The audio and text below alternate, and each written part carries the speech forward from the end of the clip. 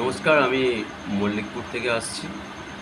আমি বলরামবাটি, ঠিকানাটা হচ্ছে বলরামবাটি কাঁসারিপুকুর যাওয়ার পথে সন্তোষী মায়ের মন্দির আছে। এখানে যে কোনো মানুষকে জিজ্ঞাসা করলেই বলে দেবে। সত্যি বলতে আমি মনের প্রফুল্লতাটা আপনাদের কাছে শেয়ার করতে চাই।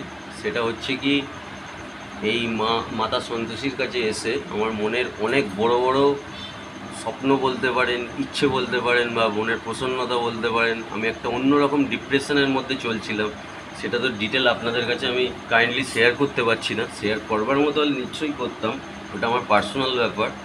সত্যি সেগুলো সমস্তটাই ভয়ঙ্করভাবে খুবই অল্প সময়ের মধ্যে এটা পুরোপুরিভাবে মায়ের কথা মতো মিলে যায়।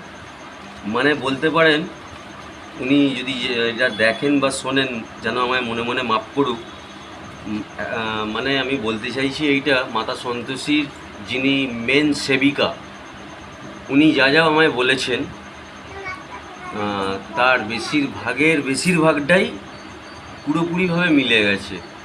তো এর জন্য আমি মাকে অশেষ অশেষ প্রণাম, প্রচণ্ড মন থেকে এবং ভক্তি শ্রদ্ধার সাথে। তাই মন্দিরে বসেই আমি মায়ের শপথ করে বলছি, মা আগামী দিনে সকলের মঙ্গল করুক, সাথে আমারটুকুও যেন করে, আমার আরও আকাঙ্ক্ষা মনোবাসনা যেন পূর্ণতায় ভরিয়ে দেয়। এইটুকু বলে আমার বক্তব্য আমি শেষ করলাম, শেষও করলাম।